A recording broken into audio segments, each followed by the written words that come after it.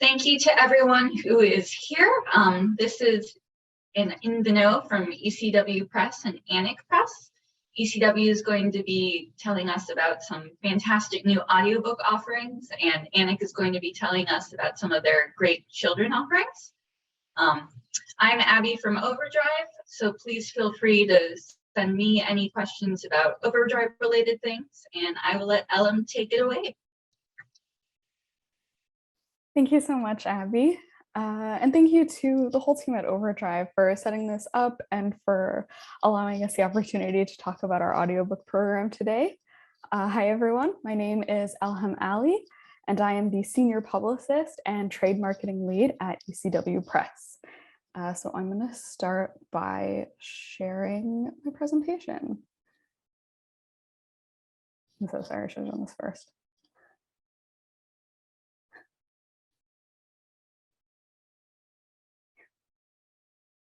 Okay, perfect. Hi, everyone. So ECW, for those of you who don't know, ECW stands for a lot of things. It stands for eating cheese at work, endless cat whiskers, extreme championship wrestling. But for us, it mainly stands for entertainment, culture, writing. And those are the things that ECW is really all about. In our almost 50-year history, ECW has cultivated an incredibly diverse and eclectic list that features nearly 1,000 titles. And we like to brag that we have literally something for everyone, whether you're a fan of poetry to pop culture, award-winning fiction, insightful and at times controversial nonfiction, and more books on rock and roll and pro wrestling than you ever thought were possible. We really have something for everybody. And this list is only growing and expanding. So I really would encourage you to follow us on social media, follow us on Edelweiss and NetGalley to stay informed on the very exciting books that we have to come.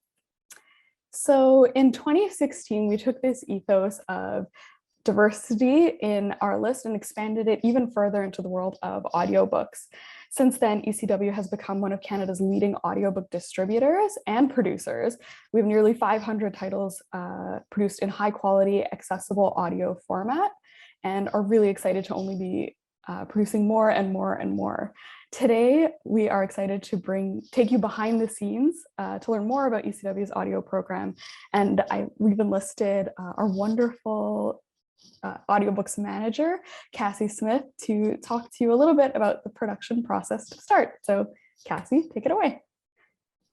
Wonderful. Thanks, Elham, so much. That's great.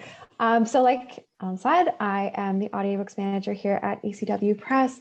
So like she said, we've been doing over 500 books since we started going up. This last year alone, actually, we produced 120 audiobooks. So it's very busy over here. We get a lot done. We have 3 different types of audiobooks that we work on. We do our own ECW titles that we release each year for our fall and spring lists. We have an imprint of audiobooks that we license from other Canadian publishers called our Bespeak imprint to really highlight Canadian voices across the country.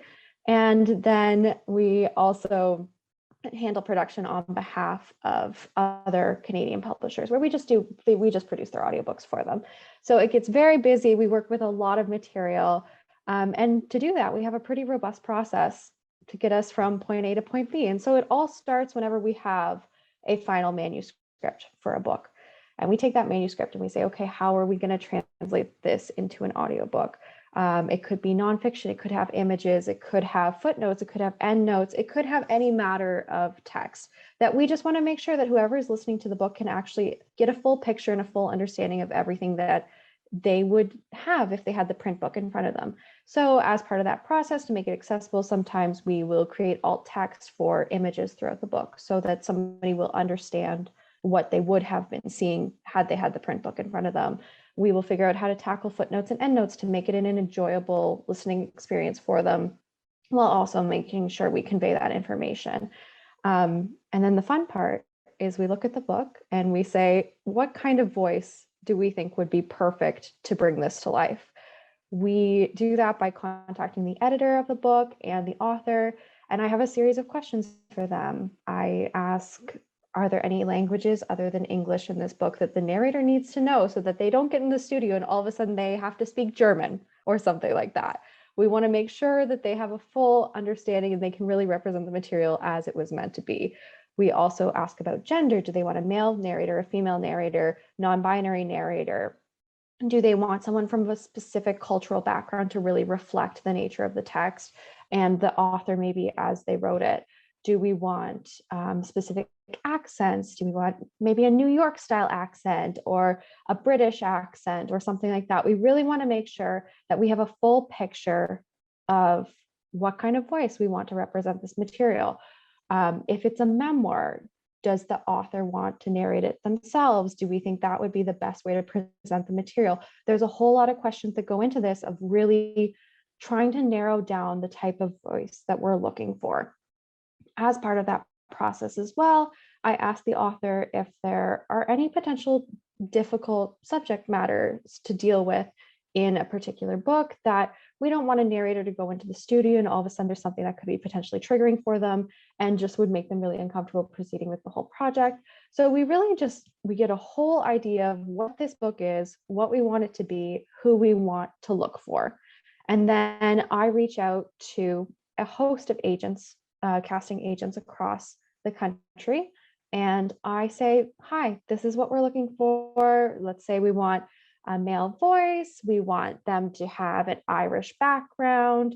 We want them to also be able to do a New York accent. It's a whole string of things. We just want to make sure to narrow it down as much as possible. We want to try to keep our criteria pretty specific because if you don't, you end up with many auditions. And so if we do a really pretty generic casting call, sometimes we'll end up with north of 100 auditions. Each one's 5 minutes long. If we really hone in on what we want, maybe we'll end up with 20 or less. So at that point, I send the open call out. A week later, I get auditions.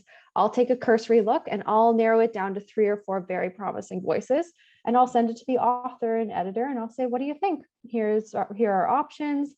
Let me know. And they'll take a listen. They'll sit with them for a little bit and they'll let me know which one they think is the perfect fit. At that point, negotiations, we hire the narrator. Basically, we're all good to go. We have a voice, we have a book, we have a script, we're ready. We have an author. And so then we move into the preparation process.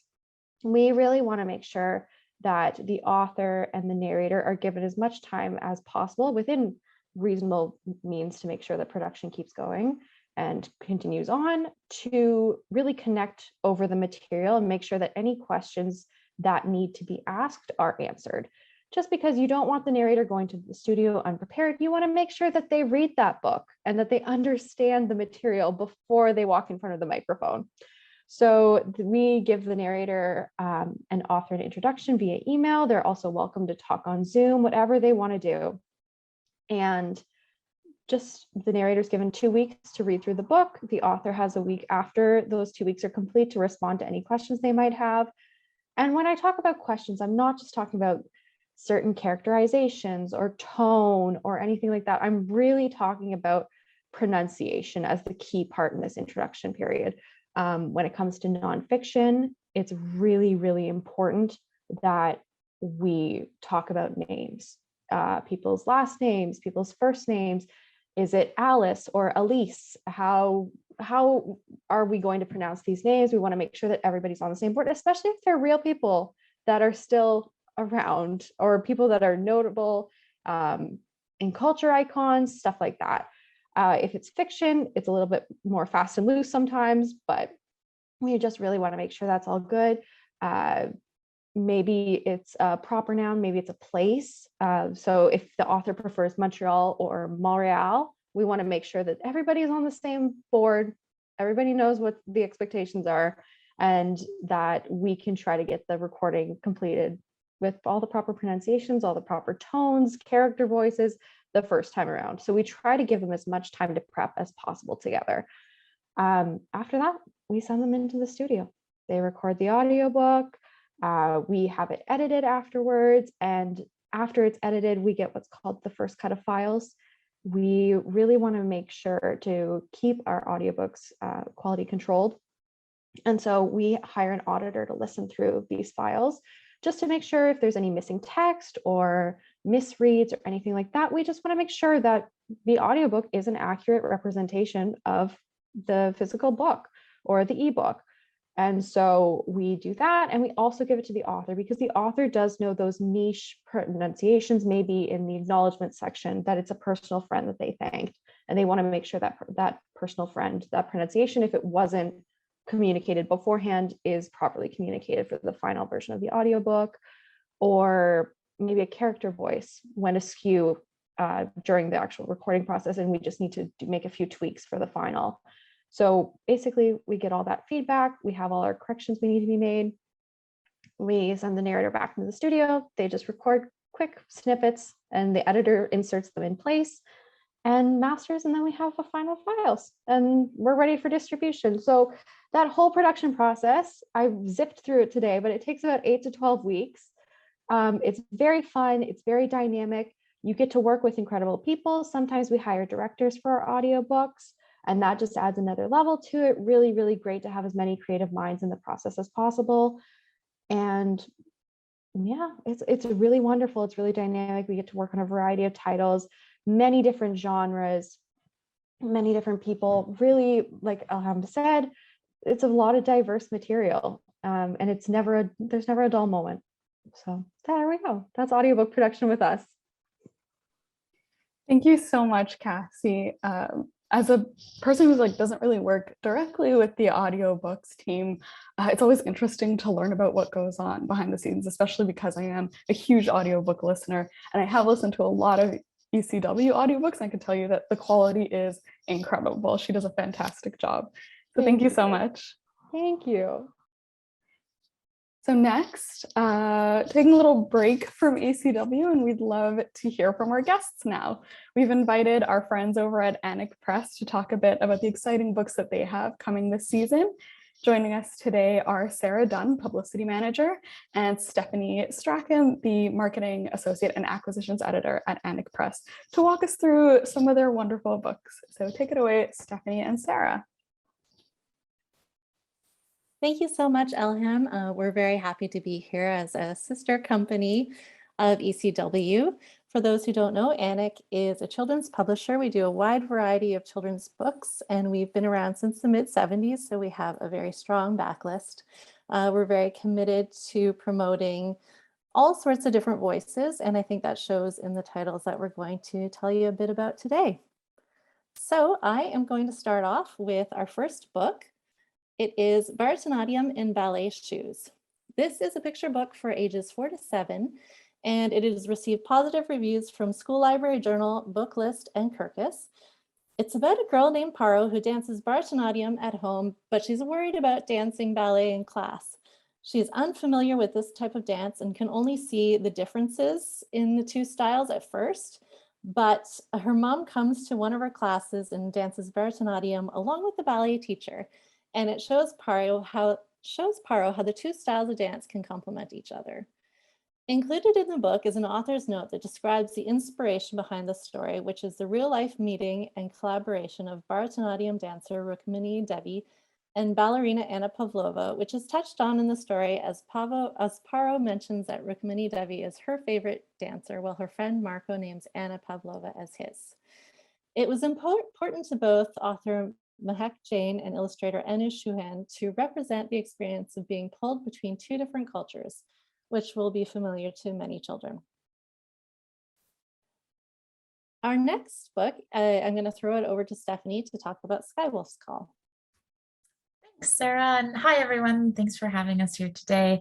I'm really excited to talk about Skywolf's Call, The Gift of Indigenous Knowledge by Eldon Yellowhorn and Kathy Lowinger, which is a nonfiction title for ages 11 and up.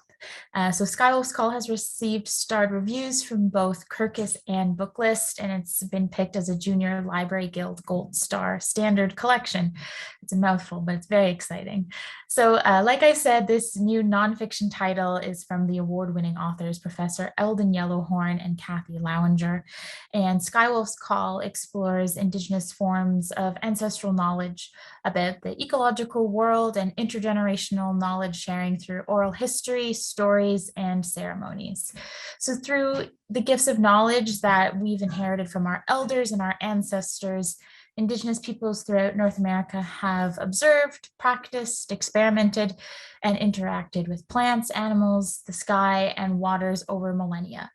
Knowledge keepers have also shared their wisdom with us younger people through oral history, through stories and ceremonies and records that have taken many forms. And Eldon and Kathy really incorporated all of these teachings in this wonderful book.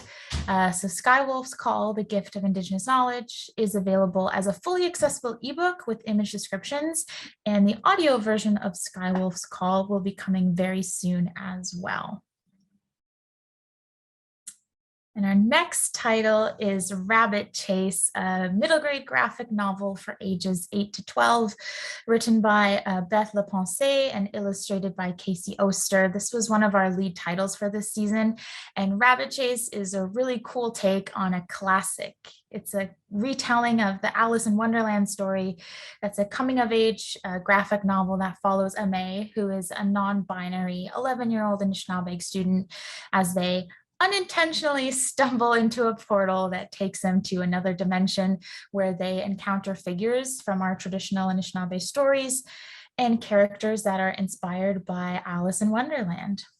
So this familiar middle school story of self-discovery and finding your community meets non-binary representation for middle grade readers that's really informed by and connected to Anishinaabe culture, where we do not have any gendered pronouns.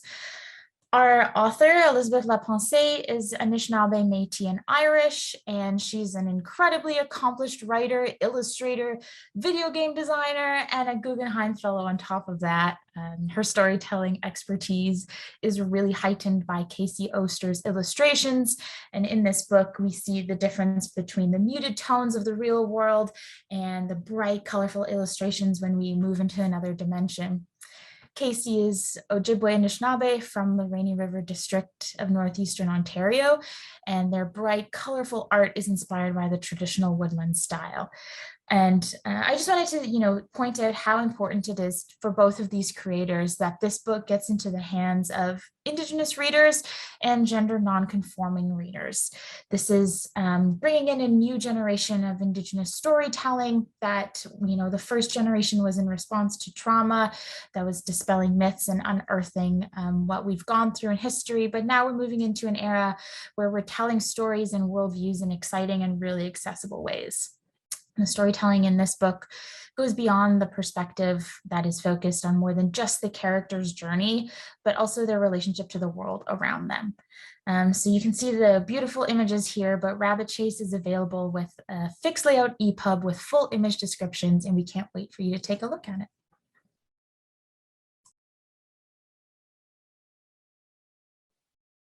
Thanks, Stephanie. Next, we have Abuelita and Me. This was also one of our lead titles this spring and received star reviews from both Booklist and Kirkus. This debut picture book for ages 4 to 7 features a young girl and her grandmother relying on each other as they experience racism while running errands in the city. While the narrator and her Abuelita always have fun at home together, when they're out in public, the narrator notices the way people are dismissive or altogether aggressive towards her grandmother who speaks with an accent. After seeing her grandmother yelled at by a bus driver, the narrator is sad, angry, and scared, and decides not to leave home again until a moment of empowerment helps her to see the strengths she and Abuelita share. While the racism doesn't miraculously disappear, they are able to lean on each other when they face the world. Author Leonardo Carranza was born in El Salvador and raised in Toronto, and drew from her own childhood experiences in crafting this story, which is complemented by warm, loving illustrations by Vancouver-based Mexican artist Rafael Mayani. A Spanish language edition, Abuelita y Yo, is also available now. For the next title, we have The Queen of Junk Island. This is a debut YA novel by author Alexandra May Jones, who lives in Toronto. It's a queer, bi, coming-of-age story that explores themes of trauma, sexuality, mother-daughter relationships, self-acceptance, and family secrets. Set in the early 2000s, this coming-of-age story features Dell, a 16-year-old girl reeling from a recent trauma. While initially relieved when her mom suggests a stay at the family cottage, she's quickly upset by the presence of her mother's boyfriend's daughter, who is staying with them. Ivy pushes all of Dell's buttons, but Dell is also drawn to Ivy in a way she doesn't fully understand. Simmering attractions between these characters and underlying ghost story make for a steamy and intriguing read. This is definitely older YA with explicit sexual content throughout, though it's not gratuitous, as well as swearing. There's also an author's note at the end that contextualizes Alexandra's experiences and talks about why she chose to set Dell's story in this time period, when bisexuality was often dismissed as indecision or just a phase. Kirkus said, Jones never shies away from brutally honest discussions of sexual topics that were even more taboo in the 2000s when the book is set, capturing in particular the toxicity of biphobia. Haunting, unusual, and real.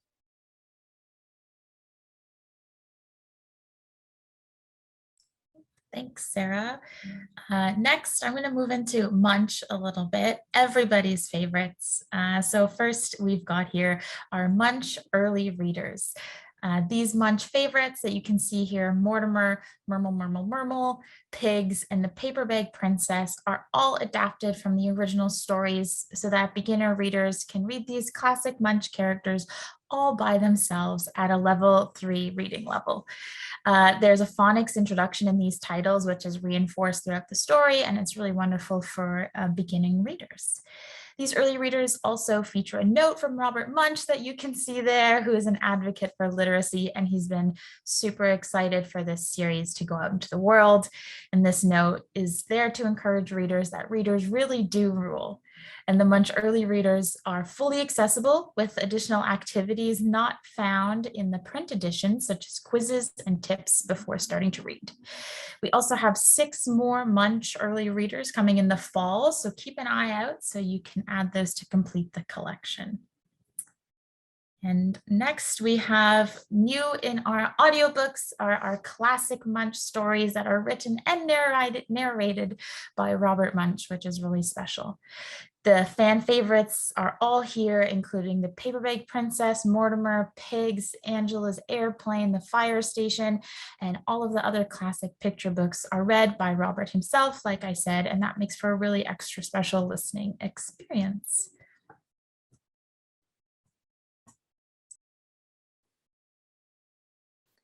Thanks, Stephanie. So next we have Patient Zero. This nonfiction middle grade book features engrossing true stories of the pioneers of epidemiology who risked their lives to find the source of deadly diseases. It's been revised to include updated information and a new chapter on COVID-19, and this book has been incredibly popular over the past year since we brought it out. And then also new in audio, we have a number of books here that I just want to run over quickly.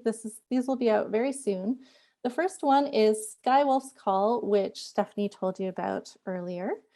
After that, we've got Buffalo Wild. This picture book is an exuberant celebration of the buffalo's return to the wild. School Library Journal said it offers a great learning opportunity, providing a better understanding of the importance of animals from an Indigenous point of view. After that, we have Welcome to the Cipher, a joyful celebration of rap, creativity, and self-expression. In a starred review, School Library Journal said, with a cadence and beat in the text itself and accompanied by energetic illustrations, this will make an affirming addition to a poetry or music unit, encouraging readers to find within themselves a voice that represents me. And finally, we have Thunder and the Noise Storms. When the world gets too loud and chaotic, a young boy's grandfather helps him listen with wonder instead.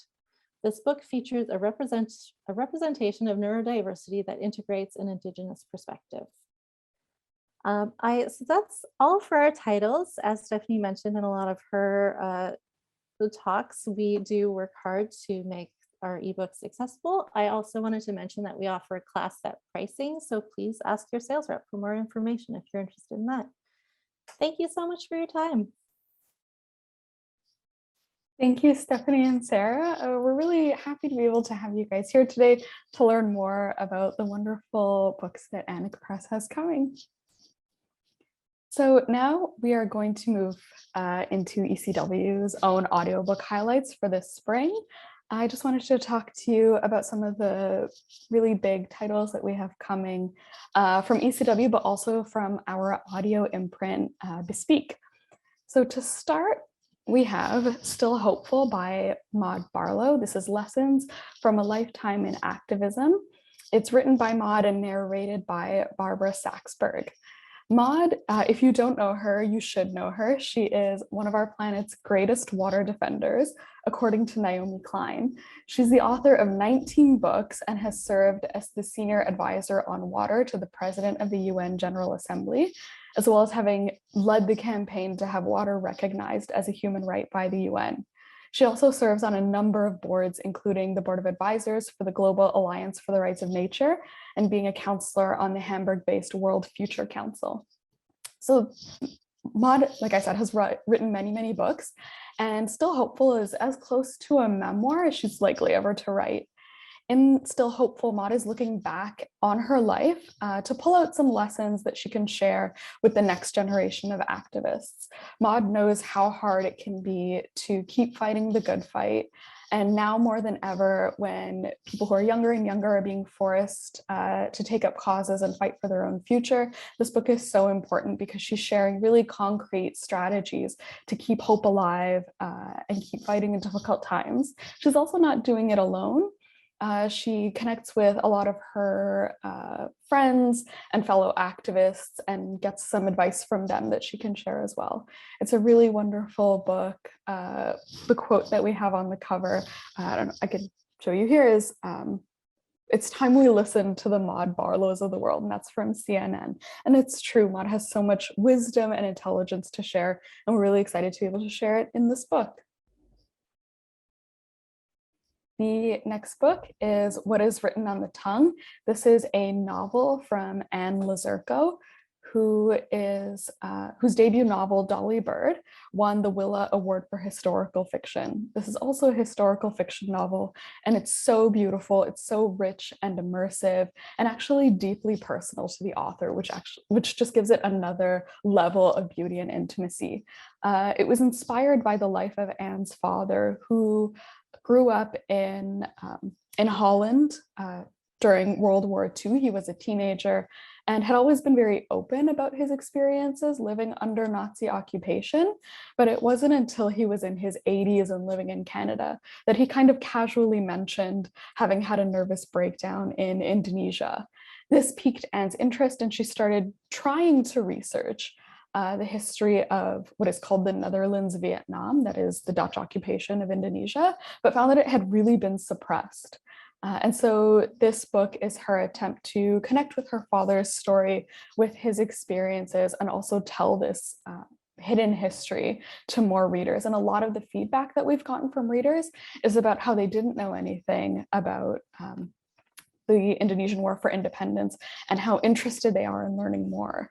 Our main character is a 20-year-old man named Samuel Vandenberg, who's just been released from a Nazi-forced labor camp at the end of World War II, but his freedom is very short-lived as he quickly finds himself drafted into the Dutch army and sent to the island of Java to regain control of the colony. This is the story of young man's emotional journey from being occupied to being the occupier, and from having an enemy to being somebody else's enemy. Like I said, readers have absolutely been loving this book. It's been super well received.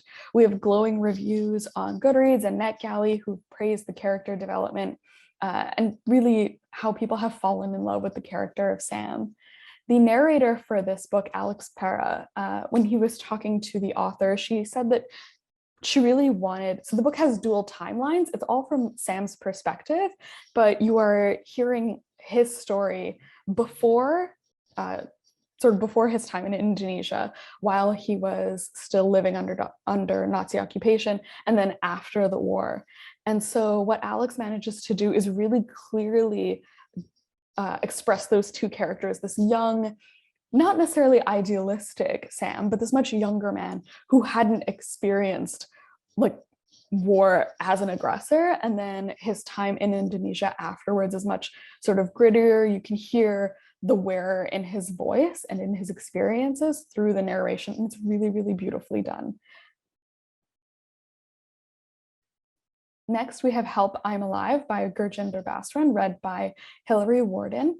This is another novel. It's a cross-generational story about a teen's death and how the community around him is forced to confront who they are, who they were, and who they should be after this enormous loss. When footage of Jay's death is shared on social media, his former best friend, Ash, wonders what happened to their friendship and begins to question all of the relationships that he has now. Winona, Jay's troubled girlfriend, struggles with guilt and abandonment.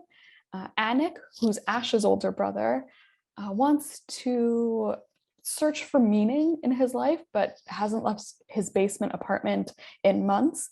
And Pavan, who is Ash and Annick's mother, finds that Jay's death has really sort of cut her open and laid bare all of her personal and maternal anxieties. My personal favorite comp for this book is Celeste Ng's Everything I Never Told You, because in both books you have a story that starts with a loss and then moves outward to explore how we connect to the people around us, but also how the echoes of our lives can continue to reverberate through the world and through people even after we're gone. Shelf Awareness has called it a masterful examination of what it means to be human and to hope and to connect. It's not sort of gratuitous or I'd say like unnecessary in the way that it talks about mental health. It's very realistic. We've gotten a lot of love and praise for the way that Gurjinder has expressed the sort of mental state of all of these characters. And it does come with 4 different perspectives.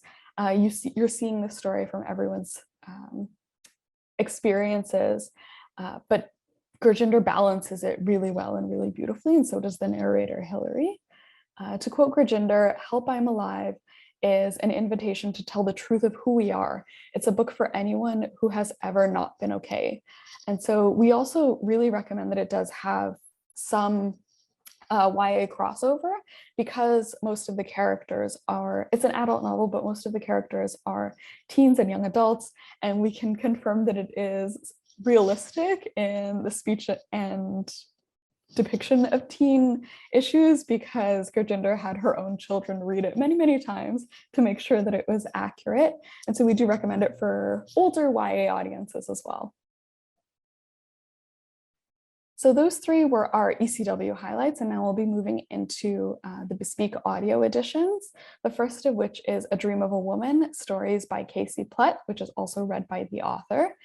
This is a absolutely beautiful collection of short stories. It was longlisted for the Giller Prize, and the Literary Review of Canada called it Plett's best work to date, and reminds us that she is one of our finest writers. The stories in A Dream of a Woman center the loves and lives of trans women in a stunning, ethereal, celebratory, and at times heartbreaking collection of stories. I personally started to read it, and the first story, Hazel and Christopher, really destroyed me. It was so beautiful and so sad. It's a wonderful love story. I highly, highly recommend. I had to like pause before I kept reading it. I highly recommend this collection. And it's so wonderful to have the author, Casey, be able to read it herself and sort of imbue it with all of the emotions that she intended when she was first writing them. Our own Casey also confirmed that she is a dream of an author, and this is a fantastic, high quality audiobook. Next, we have The Education of Augie Morasti, a residential school memoir by Joseph August Morasti, written with David Carpenter, and it's read by Lauren Cardinal. This is an incredibly powerful, courageous, and intimate memoir about a child who was forced to face the darkest parts of humanity at a very young age, let loose by a cruel and bigoted government. At the time that he wrote this book, Augie was a retired Cree fisher and trapper, But from 1935 to 1944, he was a student at the St. Teresa Residential School in Sturgeon Landing, Saskatchewan. And he remembers very vividly his experiences there. One of the beautiful lines from this book, he says that when I remember that, he talks about how remembering that time, it was always winter. It was always dark and cold and painful, but somehow his courage and also at times his sense of humor really shine through this book. It was originally published by the University of Regina Press in 2015, only 2 years before Augie's passing. And the book became an instant bestseller and classic. It was named the 4th most important book of the year by the National Post in 2015, and was also selected to be the first ever one book, one province read by the Saskatchewan Library Association. Across the board, reviews for this book have been phenomenal, and everyone has agreed that it's an incredibly important book. So at ECW, we're really, really honored to be able to bring it to audio and make it accessible to even more readers. More Canadians and more people around the world can read this incredibly important story. The narrator is a Cree actor, Lorne Cardinal, who you might know from his role on Corner Gas, and he read the whole book before even agreeing to narrate it and really connected it, agrees that it's very important and needs to be shared. So we're really excited to be able to bring that as well this spring. And finally, we have On Opium, Pain, Pleasure, and Other Matters of Substance by Carlin Zorenstein, read by Christine Horn. This is another nonfiction book. It's a groundbreaking meditation on pain, painkillers, and dependence from the perspective of a fellow prescription opioid abuser. On Opium seamlessly combines social commentary, psychological study, and memoir in one very readable book. North Americans are actually the most prolific users of opioid painkillers. And in the last few years, I've actually seen as well a number of books published in Canada on the opioid epidemic, but mainly focusing on the medical or policy side. On Opium stands out among them because it's grounded in Carlin's personal story and the realities of opioid addiction. She also talks to many other opioid users of morphine, fentanyl, and smoked opium in order to investigate the why and how of opium addiction, as well as the role that poverty, isolation, race, class, and gender have in addressing pain and addiction. It is captivating, rage-inducing, and most important of all, helpful. This is from the Miramichi Reader. They said that On Opium, Zorenstein challenges us to imagine a world in which we toss out our antiquated, actively harmful ideas about substance use and stop thinking of addicts versus legitimate users and embrace harm reduction in a meaningful way. This is an epidemic that is still ongoing, and so this book remains very important and very relevant to our current time. It's also Christine's first audiobook, and she does an absolutely wonderful job as a narrator. And we also heard from the author that she's like really, really excited because the original book wasn't available globally, but the audiobook is. And so once again, we're all about accessibility and making books available to more people, either in print, audio, or ebook. So that's all we have today. Thank you so, so much for joining us. And I also want to say thank you again to OverDrive, Cassie and Abby in particular, for being such amazing partners. Thank you to Stephanie and Sarah from Annick for joining us. Thank you so much, Cassie Smith, for teaching us about audiobooks. Please do check out ECW's website to learn more about all of our books, both audio and print. You can sign up for our many newsletters and follow us on social to, again, just stay abreast of what we have coming. We are only growing, if that's possible. We are finding niches that we weren't in, and we are publishing books in those areas. I would also say, I forgot to mention at the top, we will be running a giveaway for all who are attending. I will drop a link to the form in the chat. You can enter to win a nice little ECW prize pack that might feature endless cat whiskers and eating cheese at work. So that's all. Thank you so much.